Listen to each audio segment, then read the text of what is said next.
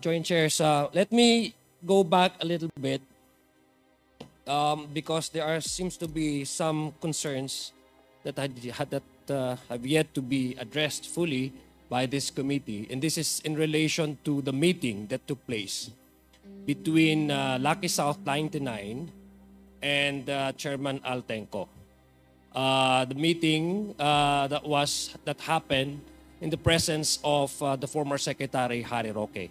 Mr. Chair, I have clarifications.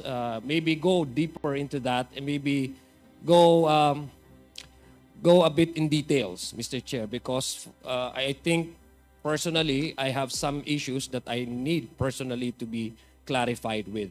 So, Mr. Chair, before I ask these questions, may I know from the Joint Chairs, do you allot time limit for each of the members who wish to ask question? Because in the previous meetings, Mr. Chair, I happened to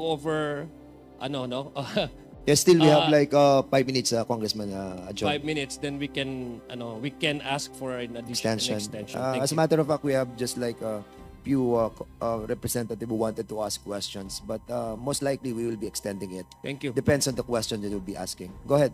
Thank you, Mr. Chair. Now, I know these questions have already been asked to former Secretary Roque, but allow me, Mr. Chair, to further clarify the details that happened in that particular meeting.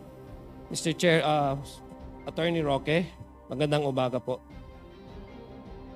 Yes, Good morning, Mr. Chair. Magandang umaga po. You mentioned po in the previous committee hearing that some of the officers or officials of Whirlwind Company and perhaps the Lucky South 99 do not and cannot speak English. Am I correct? Yung pong pagkakaintindi ko, hindi lang po sa Lucky South, pero sa karamihan po ng mga Pogo. Kasi sila po talaga nagpapatakbo noong electronic casino na binobroadcast sa China. Kaya rin po nagkakaroon nga sila ng mga Pogo hubs para hindi na sila makahulubi po. Yes, Mr. Chair. If I may be, if I may request Secretary Roque to just answer this representation with yes or no, kasi natanong naman. So yes, I took that as a yes. No? So would you know, Mr. Chair, Secretary Roque, does Cassandra Lee Ong, the representative of Lucky South 99, know? Can she speak English and understand English? Well, ang pagkakakilala ko po kay Cassandra, siya po ay marunong mag-Chinese, nag-aral po sa China, at siya nga po ay translator para dito sa mga Lucky South. So pwede po siyang magsalita ng Tagalog or English, no? Opo. So that does mean that Ms. Cassandra Ong can communicate directly with the Chairman Altenco or PAGCOR? Pwede po. Pwede. So ibig sabihin po, hindi na ho kailangan, Mr. Chair, that Cassandra Ong does not necessarily need your assistance to go to PAGCOR and have that meeting in relation to the RERs that they need to pay. Am I correct? Kailangan po kasi nung mga panahon na yon, ang representante ng Lucky South sa PAGCOR ay si Mr. Dennis Conanan. Okay. So let me ask you, Secretary, Mr. Chair, how did you meet Cassandra Ong? Okay. And when was this and where was this meeting happen? Natapos na po yung eleksyon, bumalik na po ako sa pribadong buhay at ako po ay promoting renewable energy projects. Isa po sa pinopromote ko talaga ay yung Sogod Power sa Cebu at kung hindi po ako nagkakamali, na-meet ko po ang isang representative ng kumpanya ni Cassandra Ong sa isang forum ng renewable energy. At linapitan po ako na meron silang interes kasi doon sa forum po yon nanindigan ako na contrary to the position of many individuals, ang renewable energy, ang solar po ay po pwedeng 100% foreign owned. Okay. So yun po yung konteksto na na-meet ko po ang kumpanya ni Cassie Ong. Yeah, so when did you first discuss with Miss Cassandra Ong about about you going with her to PAGCOR? When and where did this happen? Sa same month of July na po, no? Kasi ang palaging kausap ko ay isang CEO ng kumpanya ni Cassie Ong na hindi naman po nasa Pilipinas, na lumilipad, umaalis mukhang MBA type of person po, kaya nga hindi kami nagtagumpay na makakuha ng investment sa kanila, no? So si Cassie Ong po ay ang alam ko empleyado lang talaga ng Whirlwind, no? At bago pa nga nalaman ko na nadespalkohan yung So, Lucky Mr. Chair, South. sorry po. Yes. Ano po? So gusto ko mga lang po July straight- lang po. July Yes. din po. Same So- month po of July. So si Cassie Ong is the Cassandra Ong that you're mentioning. Opo, no? opo. Okay. Siya po yun, Mr. So Chair. when this first meeting, did she or I presume there were subsequent meetings happened, di ba? Because the first time that you met, sabi mo nga hindi siya connected with the Parkour license. Am I correct, no? Opo, iba Tama. po yung So representante. when did the Cassandra Ong approached you and discuss to you about the Pogo and maybe perhaps to accompany her, as you claim you represent the leasing, in this case Whirlwind Company. When did it happen? Buwan na rin po ng July. Doon po niya sinangguni sa akin na nalaman lang nila dahil nakatanggap na sila ng sulat po sa PAGCOR na naniningil ang PAGCOR. Would you know, Mr. Chair, Secretary, would you know kung saan ito nangyari? Yung pagmi-meeting po Yes namin? po, yung pag-approach niya po sa inyo. Oo, humingi po sila ng meeting sa isang restaurant dito po sa Resorts World. So she specifically requested you to go with her to PAGCOR? Well, ang sabi lang po niya, may problema kami. Ang totoo po niya, ng unang sangguni is, pwede bang idemanda si Dennis Cunanan? I'm sorry to have to say this dahil kilala ko rin po si Dennis Cunanan. No? Ang sabi ko, kumuha ka rin ng ibang abogado kasi kakilala ko si Dennis Cunanan, ang mga anak namin magkaklase from K to 12 at kapitbahay ko pa. So ang sabi ko na lang is, well, humanap kayo ng ibang abogado pero ang solution naman sa problema mo, pwede naman humingi ng rescheduling of payment dyan sa pagkakautang po. So, ang response po nyo dun sa request niya, I presume is, sabi mo nga, sumama ho kayo sa kanya, no, dun sa meeting na yon. So, gusto ko lang po on record, Mr. Chair, what was the exact response that you gave her when she approached you about these problems of hers? Well, ang pag-contact po niya sa akin is anong gagawin? Kasi na-dispalkohan daw yung kanilang lessee na Lucky South, no? So, ang gusto niya is legal action.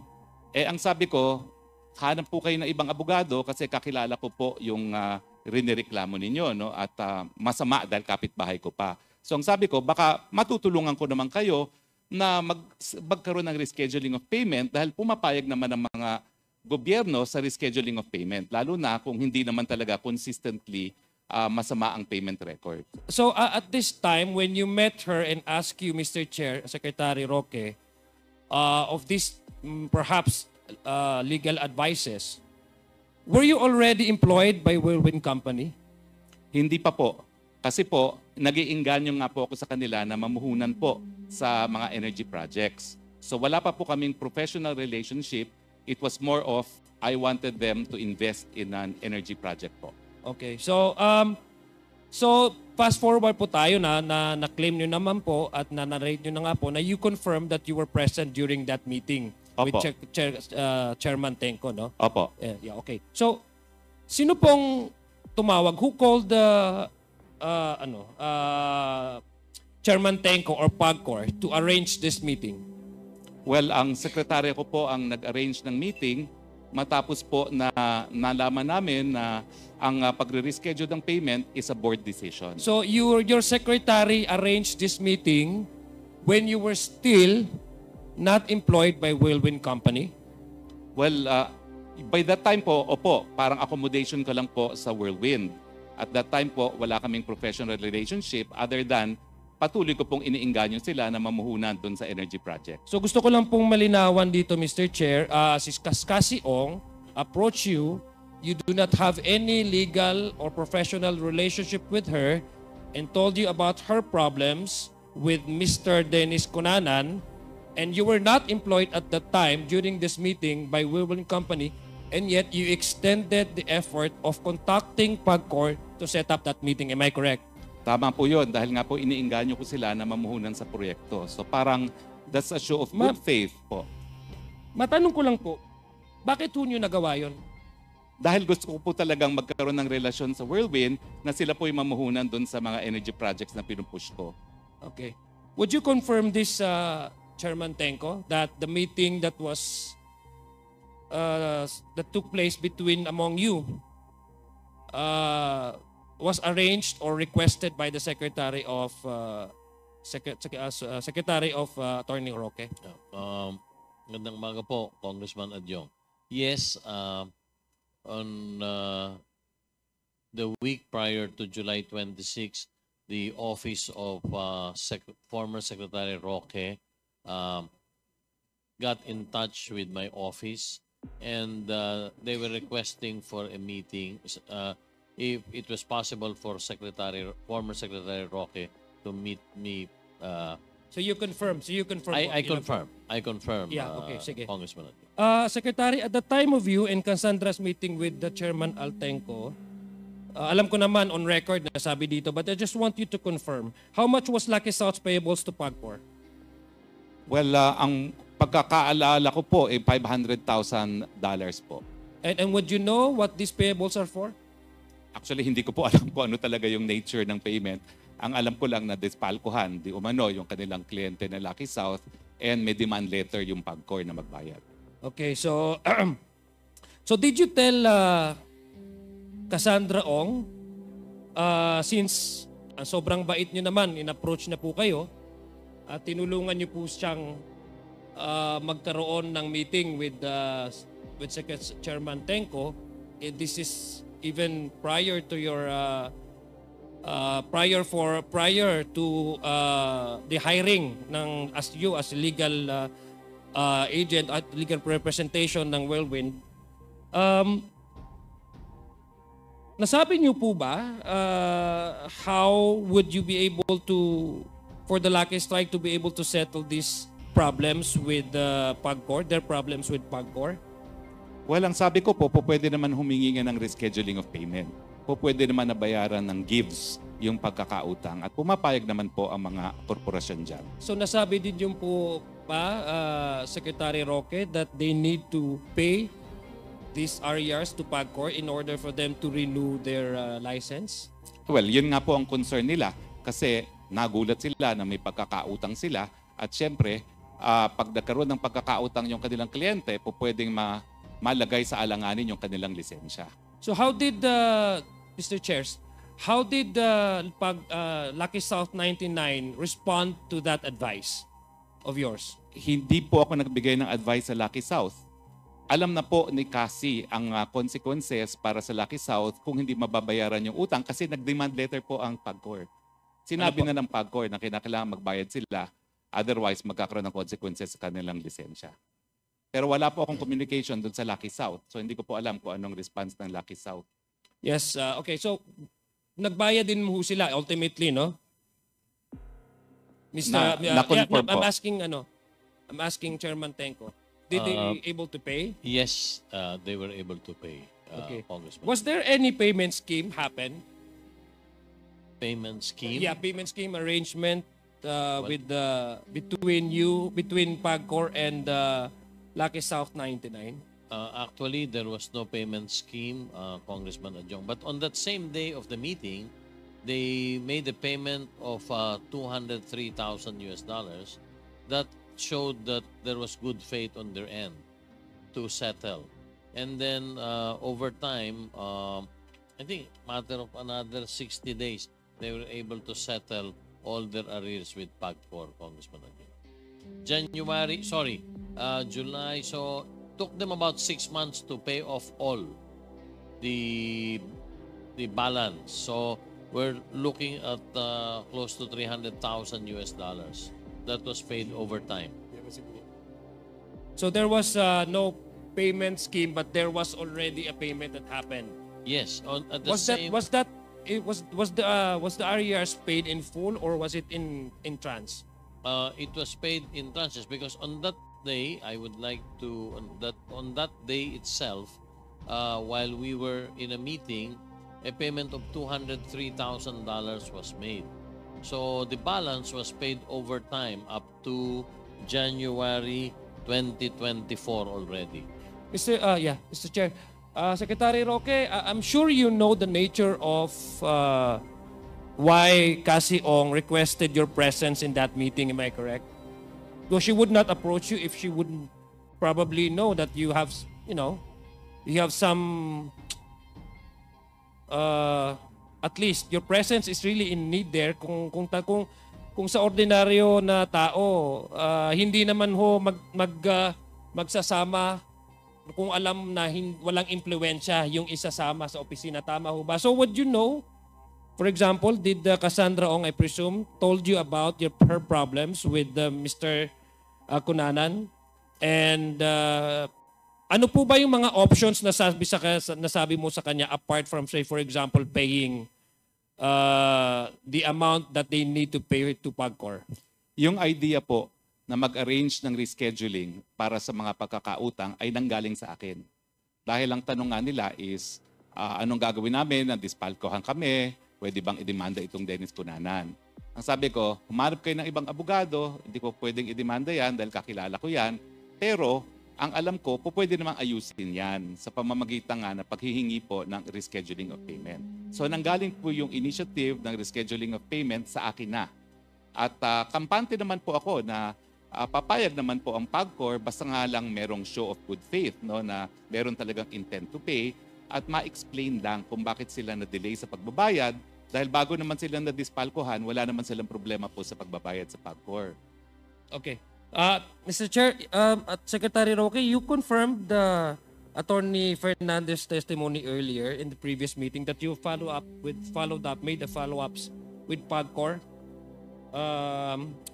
regarding the application of Lucky South 99. Am I correct?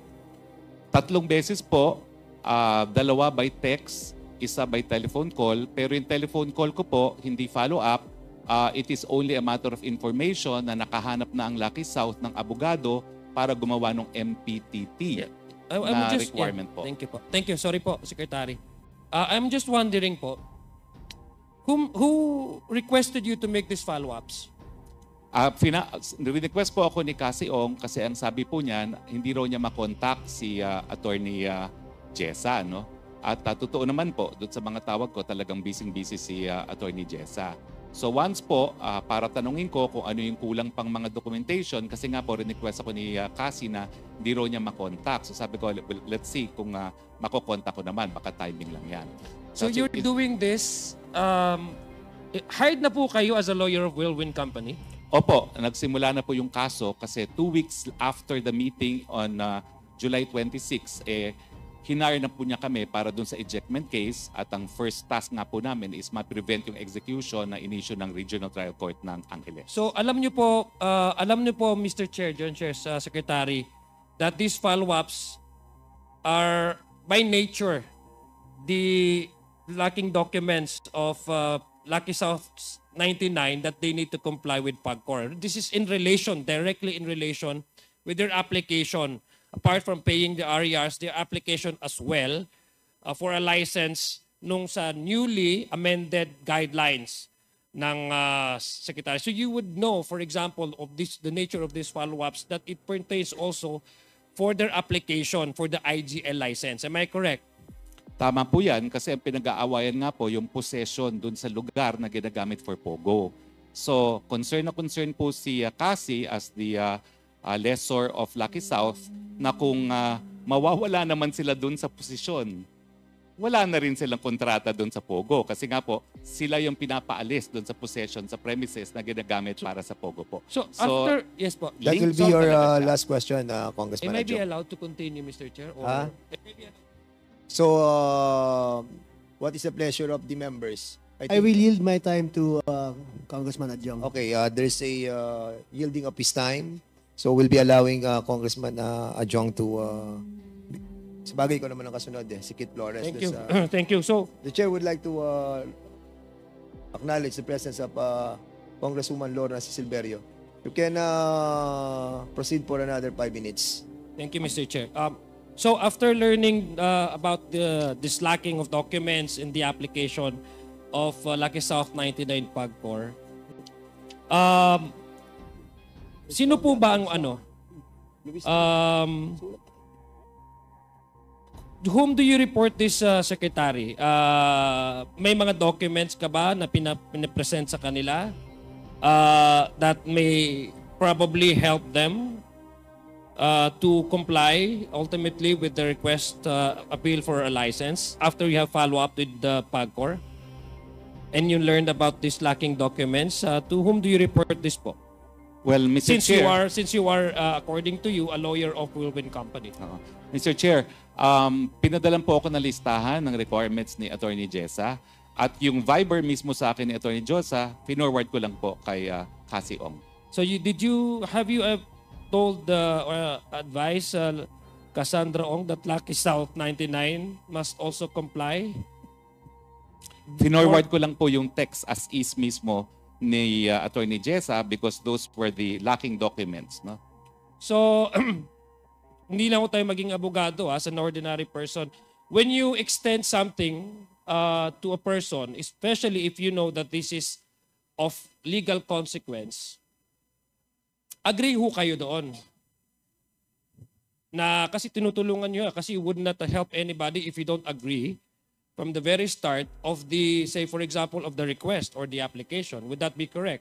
On a human level perception, would you at least confirm to this representation that you agree and you may as well support the request of Lucky South 99 for their application for the IGL license?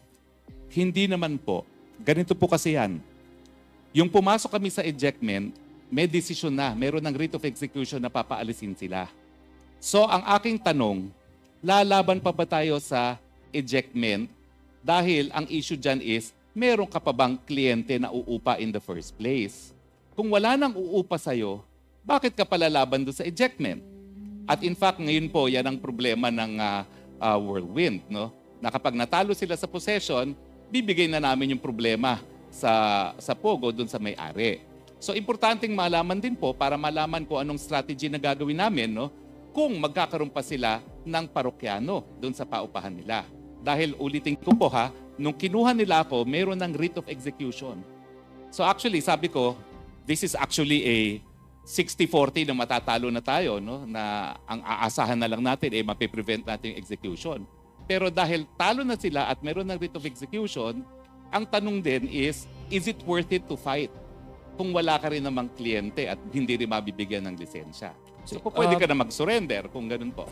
Well, I think para sa akin ang pagkakaintindi ko po, no, I'm not refuting your claim, Secretary Roque. You're entitled to your own opinion, but I find it very rather peculiar for a person to extend such assistance if from the very start I do not agree and I do not support such request. So masyado ho kayo mabait, Attorney Roque. Now, in the previous hearing po, Mr. Chair, Secretary, it was your claim that you were acting as for Whirlwind Company because the Whirlwind Company in this case is the agent or the leasee ng Lucky South 99. Am I correct po, Mr. Chair? Lessor po sila. Yes. Ang sorry. lessee po ay Lucky correct. South. Yes. Opo. So, tama po. Sorry po. So, you confirm that? Opo, I confirm that po. So, did you help either of these corporations prepare a contract of agency? Hindi po, kasi wala naman akong relasyon sa kanilang, wala po akong relationship doon sa contractual agreement between the lessor and the lessee.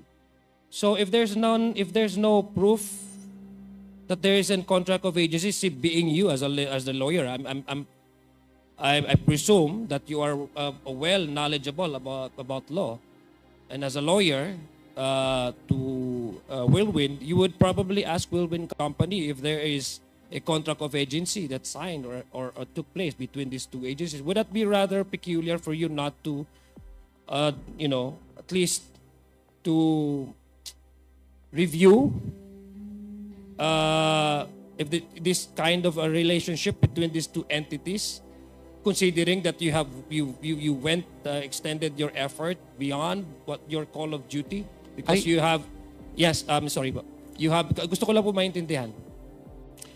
Because you even went as further as to arrange a meeting with Lucky South 99 with PAGCOR.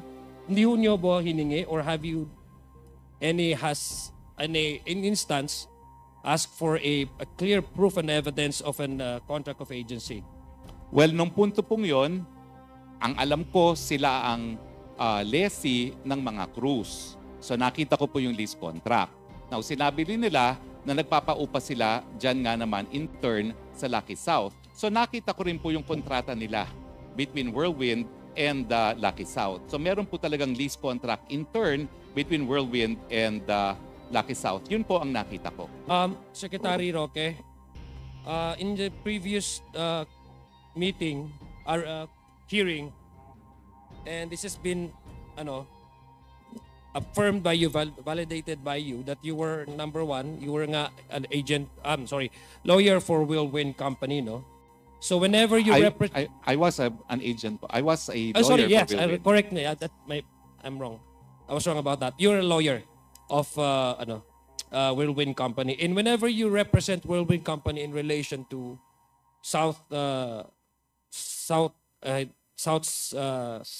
Lucky South 99, I'm sure part of that arrangement is naturally they will pay you for whatever representation you would make in the advantage or to the advantage of your client. Am I correct?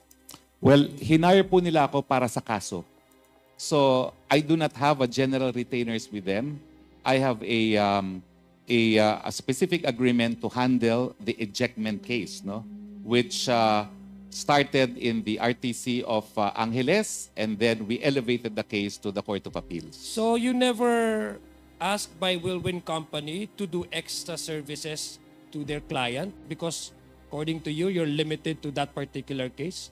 Yes po. As soon as So we bakit signed po? the client engagement memo, we were limited to handling that ejectment case. So bakit ho kayo nandoon sa meeting and why did you do some follow-ups? Well, as I said po, nung time na nag-meeting kami, hindi pa po kami hired officially for any legal engagement. It was more of trying to convince them to invest in the energy projects that I was promoting, Your Honor. Kailan po kayo, Mr. Joint Secretary, kailan ko pa, may we know kung kailan ho kayo na-hire ng Whirlwind Company? Well, na-file po namin. I submitted the documents po sa RTC Angeles second week of August. No, when your legal services was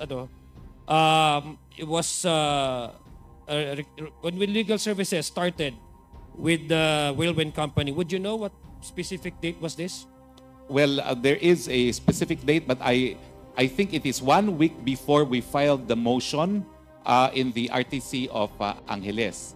Because when we found out what had happened, ang first remedy namin is to ask the RTC of Angeles to recall the writ of execution that they had already issued. I'm sure, Mr. Chair, Secretary, I'm sure you have a document, no?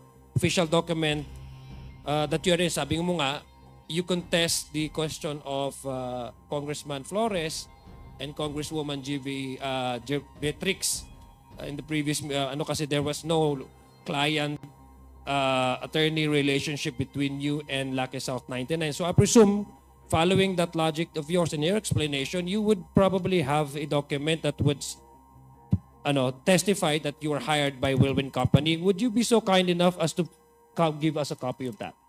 That is covered by attorney-client privilege, Your Honor. Okay, sige. However, I would like to add... Yeah, but since magbait ka naman, Secretary, kasi nag-extend ka ng extra effort, maybe we can also tap that humanity of yours inside you to provide this committee. It is not something that you should be hiding because you're entitled naman to accept any legal arrangement with any companies in any corporation. It is Am I not for correct? me. It is not for me, Mr. Chair. It is for the client.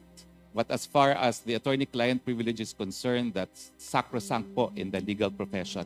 Now, I would like to add po na although it is true that there could be an attorney-client without a written contract and without payment of services, the Supreme Court and the Code of Canons of Professional Responsibility takes the perspective of the client on when the attorney-client relation exists. In Canon 3 of the said rules of the said canons, the attorney-client begins as soon as the client reposes the confidence on an attorney to perform legal services. Now, but according to case law, in the first place, there must be a contract between the client and the attorney. There must be a meeting of the minds. Kaya nga pong sinasabi ko, although I represented an agent of Lucky South, that did not make Lucky South my client. Para rin po yung, since mga airlines, merong silang mga handling agencies, pwede kong maging kliyente ng handling agency na hindi ko magiging kliyente yung airline itself. No? So yan po talaga yung nangyari. No? So as I said po, even if it were true that I represented Lucky South, ganun po ang trabaho ng abogado. Kaya lang, why will I say that I represented Lucky South na wala naman po talagang legal representation? Okay. Balikan ko lang po yung Last tanong ko. question, Congressman Jong. Mr. Chair, maybe may I extend for another 1 minute or 2 minutes? Last two Mr. questions. 2 questions, okay. Kala ko 2 minutes na, 2 questions. So, balikan ko lang po, Mr. Chair, sa Secretary. So, roughly, kung marirecall nyo po, kailan po kayo na-hire ulit ng Whirlwind Company? This is a week prior to the filing of your case in, 1 week before po, When was prior. this? When was This this? is the first week already of August. August of what year? Of 2023. 2022, okay. So, it's a good thing, Mr. Chair, that you've mentioned about that. At yung sabi mo, yung, kasi dalawa, Mr. Chair, no, sa ating mga kababayan na nakikinig ngayon, mukhang naku-confuse nga sila sa Whirlwind Company and sa Lucky South 99. That's why we are trying to digest further, no? Inquire further kung ano ba talaga itong dalawang entities na ito. These are two different entities because the fact that they've entered into an agreement, it proves that they're two separate entities, no?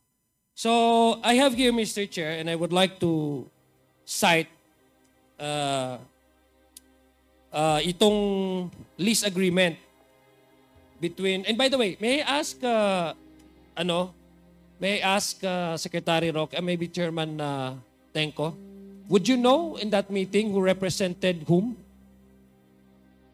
I mean, these are two entities, no? Whirlwind Company and South Lucky 9. Would you know which or either of the two, Secretary Roque and and Cassie Ong represented whom or what? Well, Congressman Adjong. Or are you still also confused at that time because you thought they're still the same, one and the same? No, first of all, very clear in my mind, and I was in fact conferring with Attorney Jessa earlier. There was no discussion on Whirlwind during that said meeting. And I think more important to note is the fact that Whirlwind has no relationship with PAGCOR because Whirlwind was never given a license, nor Whirlwind had any other reason why PAGCOR will deal with, or Whirlwind will deal with PAGCOR, because for us, Whirlwind does not exist. Because they never had a license, they never applied for a license, they were never issued a license in the previous administration. So, sa amin po dalawa ni Attorney Fernandez, maliwanag po sa amin, nagpunta si Cassie Ong doon, hindi naman po tungkol sa Whirlwind eh. Nagpunta po si Cassie Ong doon para Plus Lucky South ipakiusap 99. yung arrears ng Lucky South 99 na currently, during the time, ay isang license holder ng PAGCOR. Dahil nabigyan po sila ng lisensya noong nakarang administrasyon ng PAGCOR, hindi po sa administrasyon ko. So, yun po ang tunay na ipinakikiusap ni Cassandra Cassie Leong at ni Attorney Harry Roque. So, yun po hindi po kami nakukonfuse, Congressman Adjong, sapagkat wala po namang relasyon kami sa Whirlwind eh. At never was there any discussion about Whirlwind during that brief meeting with Attorney Roque and Cassandra Leong together with PAGCOR AVP Jessa Fernandez. Thank you, Chairman.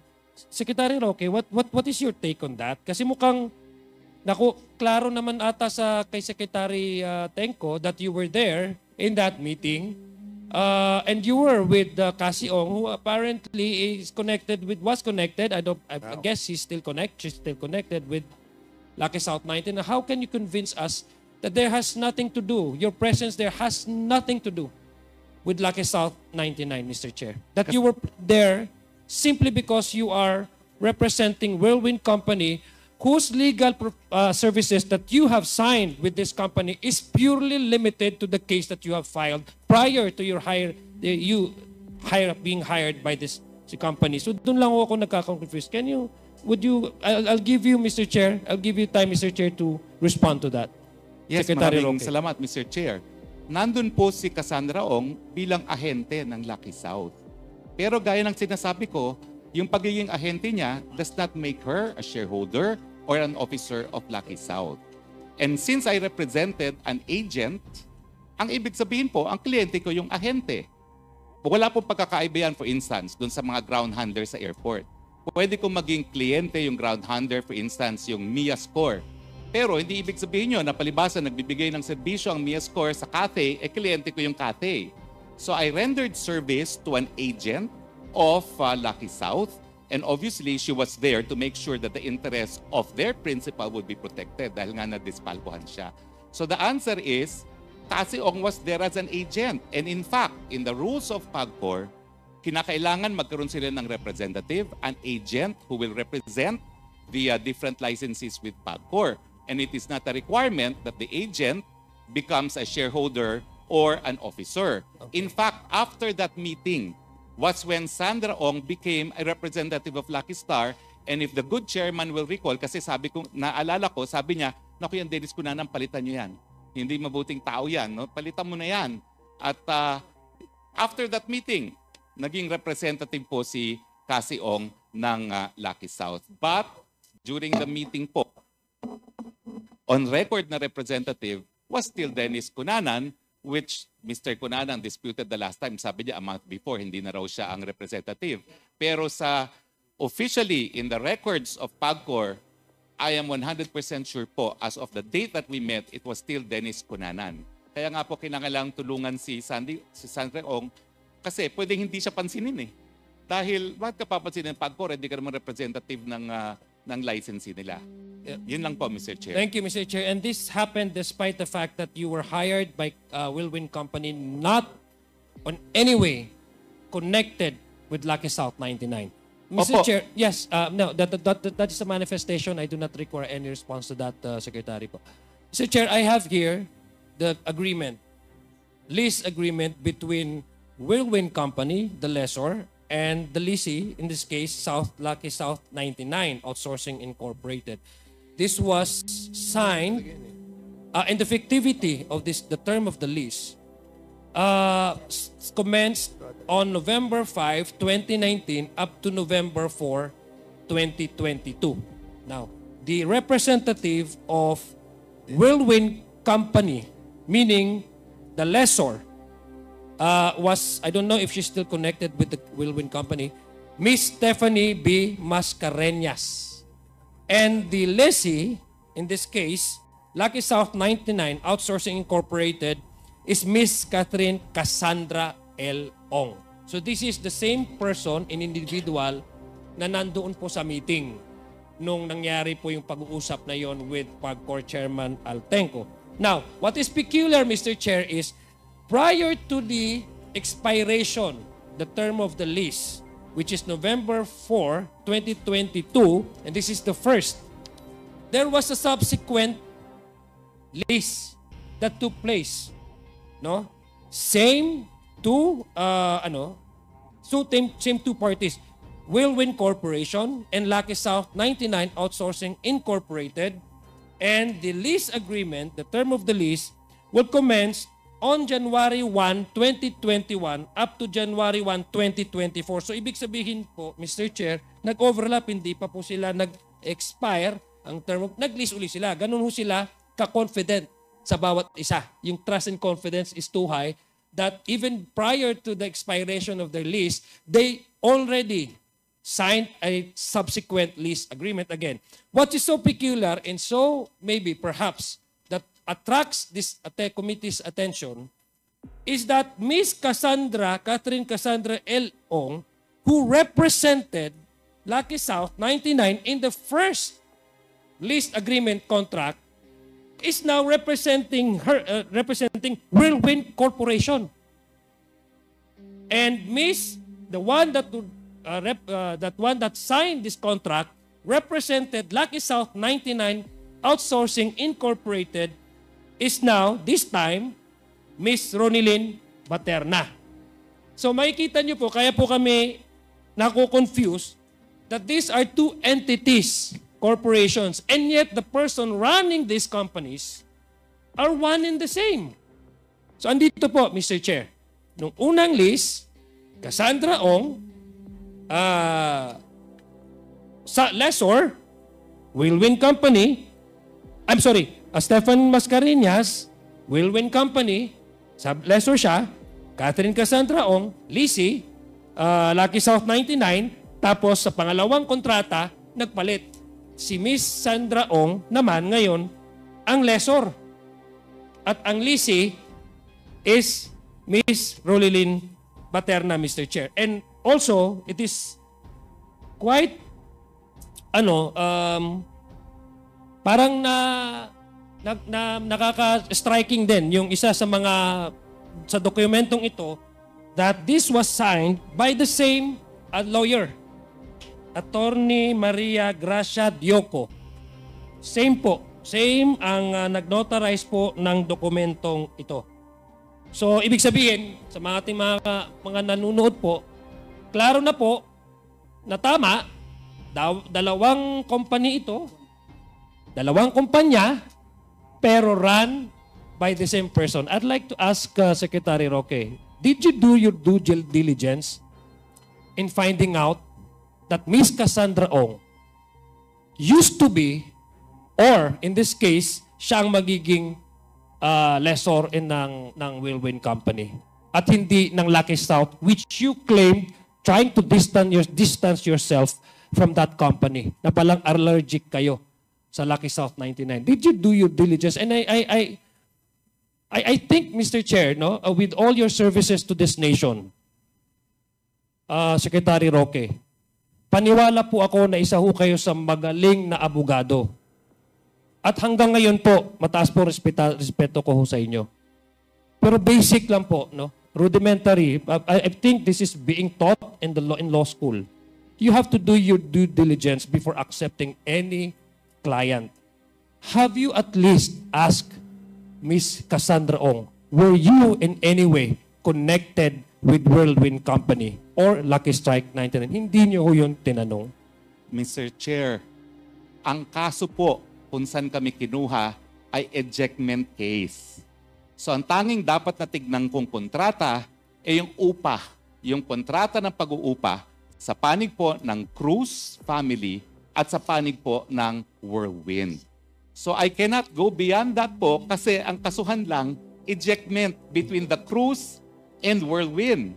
So hindi naman po at issue sa ejectment case yung lease contract between Whirlwind and Lucky South. So wala pong dahilan ako mag-inquire doon sa client, doon sa kontrata between Whirlwind and Lucky South dahil hindi naman po sila yung nagdidemandahan. And I would like to underscore nga po na nung pumasok kami, meron ng writ of execution. So nakabinbin na po yung kasong yun. Yeah, but So Mr. sa Chair, due diligence po, ejectment case sa mga abogado po, napakasimple po niyang ejectment case na yan. It's even covered by rules of summary procedure. At kung ikaw hahawak ng kaso, titignan mo yung kontrata. Meron bang breach of contract sa contract of lease? So, hindi po complicated itong kasong ito. Kaya lang, ang aking naging assessment na deprive ng due process ang Whirlwind kasi nga nag-aawayan yung mga Cruz siblings. At nagpanggap itong tatay, si Roberto, na siya pala siya yung registered owner, naniniwala naman itong Whirlwind, hindi naman pala siyang registered owner. At nung dinimanda sila sa lower court, siya pa ang kumuha ng abogado at hindi sinabi sa Whirlwind na dinimanda sila ng mga anak niya. Yan po yun, no? Yeah, So as far as due diligence is concerned, in an ejectment case, as a lawyer, kung ano po yung material na kontrata, is the lease contract only between the lessor and the lessee, between the Cruz family and Whirlwind Corporation po. Dahil yun lang po ang hinawakan kong kaso. yeah, pero I think this is material, no? The lease is in fact the very fundamental and very material to any eviction cases, no? I think I do not, Mr. Chair, Secretary, no, I do not question your knowledge on sa pagdating po sa batas. sabi ko nga po, mataas po ang respeto ko sa inyo. Ang hindi ko lang maintindihan, perhaps I shared this with our common tao, the average-minded person listening to us and watching this committee hearing. But nagkaganon. If we follow your logic, Mr. Chair, and your justification that you are exclusively limiting your services to this particular case that you have filed involving eviction cases or eviction case, why did you have to go to PAGCORM's meeting and then make some follow-ups? And then it apparently, based on these records, same Cassandra Ong, who at the time when you approached PAGCOR and with the meeting, yung license nila ay naging connect din sa Whirlwind Company, which you yourself said na yun lang doon yun ko maintindihan. Sinasabi niyo ngayon sa committee ito that you are limited, you find it not material anymore to ask Whirlwind Company or Lucky South 99 with in terms of their contract with Lucky South 99, and yet kasi limited ka lang doon sa eviction, and yet you went overboard. Yun po hindi ko maintindihan. Which in this case, Mr. Chair, masyado na mahaba yung pagtatanong ko. I'm sure many of our colleagues here would ask similar questions kasi doon ho nagkakaroon ng problema. Ganito lang po, Mr. Chair, and I would close this with my manifestation. Mr. Chair? Mr. Chair? Yes, For Congressman my Adjong. manifestation. You want me to interject something Yes. before you finish your interpellation? Maybe in after my manifestation, baka maybe after my in manifestation. relation to sa issue mo eh. Tapos na ng questioning. Sige, okay, go ahead. My manifestation. Kanina po, inamin naman po ni Secretary Roque na sa practice of law, and this was the question I asked him in the previous committee hearing, that hindi naman kailangan talaga nang magkaroon ng formality that you have to sign with your kasi pag law yung definition po ng Supreme Court yung practice of law, and I agree with him now. He agrees with how the Congresswoman Beatrix Luistro. Now I'd like to, Mr. Chair, and this is not in any way to contest or to even engage in legal discussion with Secretary Roque. Who am I to contest his legal opinion on the matter? But this is already a decided case, pertains to the lawyer-client relationship, no? Very much connected with the sinasabi ng Supreme Court definition nila with the practice of law. Kasi nga po yung participation po ni Secretary Roque dito sa usaping ito, yung legal services na binigay niya according to him sa Whirlwind Company. And in Burby versus Magulta, sinabi po, a lawyer-client relationship was established from the very first moment complainant asked respondent for legal advices regarding the former's business. To constitute professional employment, it is not essential that the client employed the attorney professionally on any previous occasion. It is not necessary that any retainer be paid, promised, or charged. Neither it is material. Tingnan, Mr. Chair. And with this new development that we learned na dalawang entities, similar persons running these companies, whatever explanation that we have from Secretary Roque, the bottom line, Mr. Chair, is it benefited a lot Lucky South 99, which is far from the legal services he was offered and accepted by him between himself, Mr. Chair, and Whirlwind Company. Thank you, Mr. Chair, for that opportunity. Marami pong salamat, Mr. Secretary Chair, Roque, if you please, sa inyong response. Mr. Chair, Thank you. Mr. Chair, could I briefly just cite also a case? Yes. You have 2 minutes. Okay, go ahead. Okay. I do not dispute that case po kasi sinasabi lang noon, hindi kinakailangan magbayad ng attorney's fee, hindi kinakailangan magpirmahan.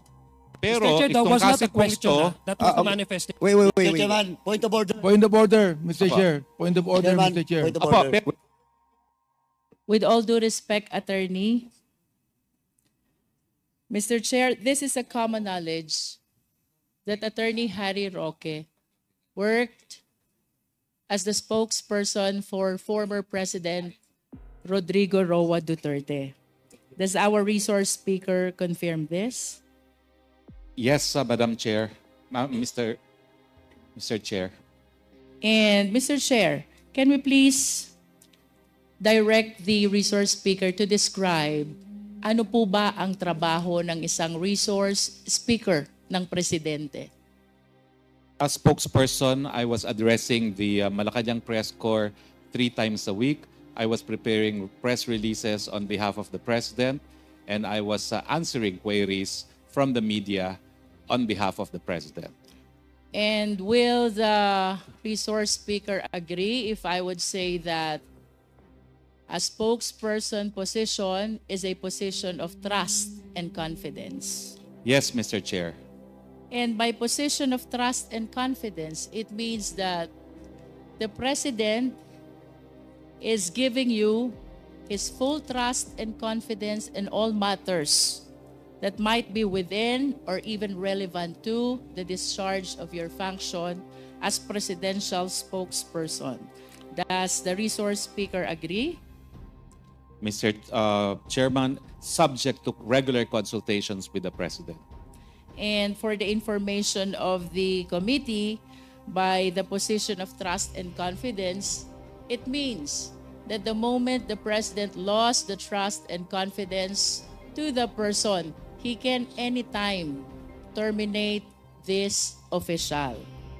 I confirm that, Mr. Chairman. I was appointed to a position with the rank of cabinet member.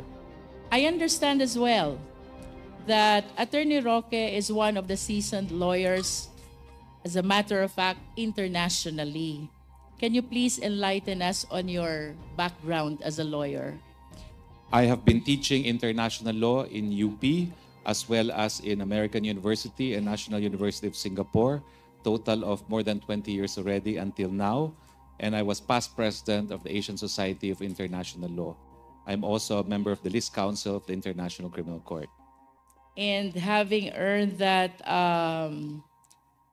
reputation in the legal circle, Mr. Chair, and being the presidential spokesperson as well, I would assume that if ever there will be erroneous decisions on the part of the President, Attorney Harry Roque will be calling the attention and correcting or perhaps stopping the President from pursuing such erroneous action.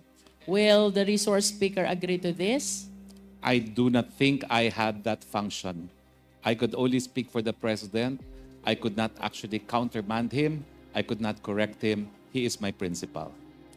But considering, Mr. Chair, that he is a lawyer and a spokesperson as well, pagka ho ba may maling desisyon ang presidente, will you not volunteer your legal expertise to correct the president?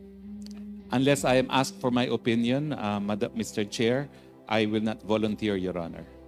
Mr. Chair, I wish to invite the attention of Attorney Harry Roque to PD 1869. This is described as the Charter of PAGCOR.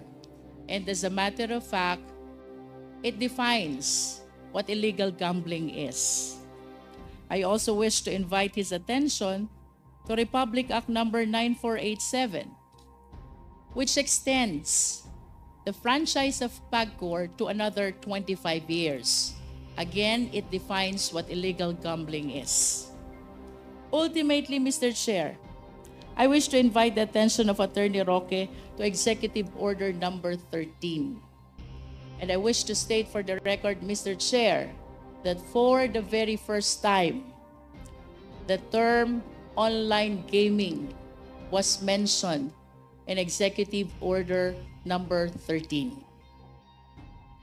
This is something which is not mentioned, which is not provided in PD 1869, as well as in RA 9487. May I ask the resource speaker? when the President issued Executive Order number 13. Don't you think he legislated? I am unable to make an opinion because when I was a spokesperson, legal matters such as these are directed to the Presidential Legal Counsel or to the Office of the Solicitor General or to the legal office of the Office of the President under the Executive Secretary. Mr. Chair, this representation wishes to solicit the opinion of a legal expert, our resource speaker, Attorney Harry Roque. I am sure that with the number of hearings he went through already, he has come across Executive Order number 13. This is the presidential issuance during the time of former President Rodrigo Roa Duterte, mentioning the term online gaming for the very first time. The term that was never mentioned in PD 1869 and even in RA 9487. I hope we can be enlightened by the legal expertise of our resource speaker. When the President issued EO number 13, providing for the term online gaming for the very first time, don't you think, Attorney Roque, that the President legislated? Again, Your Honor, I am unable to answer because that is not within my expertise. I have mentioned that my expertise is in the field of public international law, having taught and practiced that. And I am sorry because I'm not very familiar with Executive Order number 13. In fact, my only knowledge of Executive Order number 13 was in the last hearing when former Chair Domingo said that President Duterte regulated online gambling, no? Through Executive Order number 13. But I am unable to give an opinion now, not being thoroughly familiar with the EO as well as the underpinnings behind the issuance of Executive Order number 13. I'm so sorry, Your Honor, it's not within my field of expertise. With all due respect to our resource speaker, Mr. Chair, I find it strange na sa dami po ng hearing na ina-attendan niya, both in the Senate and in the Congress, all pertaining to POGOs, he have not come across EO number 13, from which the POGOs or the online gaming started. But I'm sure for the next concern that I wish to raise, our resource speaker is very much familiar with, because this is fundamental in the study of law. There is in law the principle of separation of powers.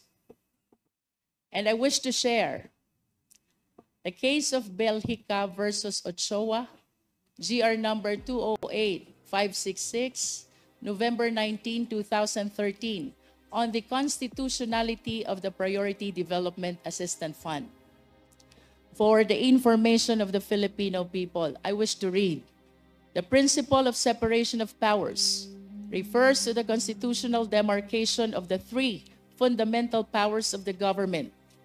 In the celebrated words of Justice Laurel Inangara versus Electoral Commission, it means that the Constitution has blocked out, with deft strokes and in bold lines, allotment of power to the executive, the legislative, and the judicial departments of the government. To the legislative branch of the government through Congress belongs the power to make laws. To the executive branch of the government through the President belongs the power to enforce laws. To the judicial branch of government through the court belongs the power to interpret laws. I wish to go back to Attorney Roque. Attorney Roque, don't you think that the President encroached upon the power of the Congress when he issued Executive Order number 13, providing for online? Well, Mr. Chair, first and foremost, I argued that case of Belgica. I was lawyer in the Supreme Court for Mr. Belgica, and I confirmed the principle of separation of powers. However, as I said, although it is not my expertise, I will give my opinion, my candid opinion. And that is, under our scheme of things, executive issuances, legislative enactments are all presumed to be constitutional unless proven otherwise. So the status of Executive Order number 13, unless challenged in court, is that it is presumed to be constitutional. Executive orders being in the nature of implementing existing legislation, Your Honors. Mr. Chair, there's a principle in law. When the law does not provide, we should not provide. When the law does not include, we should not include. If the substantive law creating PAGCOR does not provide for online gaming, then no executive issuances should provide for online gaming. Let us all be reminded by the legal maxim, inclusio unius est exclusio alterius. Kung wala naman pong sinabi dun sa substantive law, then the procedural law should not provide. Let us be reminded that the procedural law should always yield in favor of the substantive law. Mr. Chair, I wish to invite the attention of the committee to Executive Order number 13, the presidential issuance which provides for the very first time for the term online gaming, the term that was never mentioned in the legislation that was passed by Congress. In the 8th whereas clause, it says, clarifying the extent of authority of gambling regulators, particularly with regards to online gaming. And then we have Section 3, clarification on online gambling, which technically defines what online gambling is. And then under Section 4, Mr. Chair, it emphasizes the oversight function of the Office of the President over all forms of gaming, and that includes online gaming. I humbly submit, Mr. Chair, that EO number 13 brings online gambling into life. And I do not understand, Mr. Chair, why this should circumvent the law that was passed by Congress, creating the PAGCOR and providing the authorities to regulate all the gaming and gambling activities. Once again, Mr. Chair, I wish to raise the reason why the principle of separation of powers is very important. The principle of separation of powers and its concepts of autonomy and independence stem from the notion that the powers of the government must be divided to avoid concentration of these powers in any one branch. The division, it is hoped, would avoid any single branch from lording its power over the other branches or the citizenry. To achieve this purpose, the divided power must be wielded by co-equal branches of government that are equally capable of independent action in exercising their respective mandates. Lack of independence would result in the inability of one branch of government to check the arbitrary or self-interest assertions of another or others. To wind up, Mr. Chair, I wish to state for the record that when the President issued Executive Order number 13, it is the humble submission of this representation. He legislated, he amended, he repealed the law, an act which violates the fundamental principle of separation of power. The executive should not encroach upon the power to legislate that belongs exclusively to the Congress. Thank you, Mr. Chair.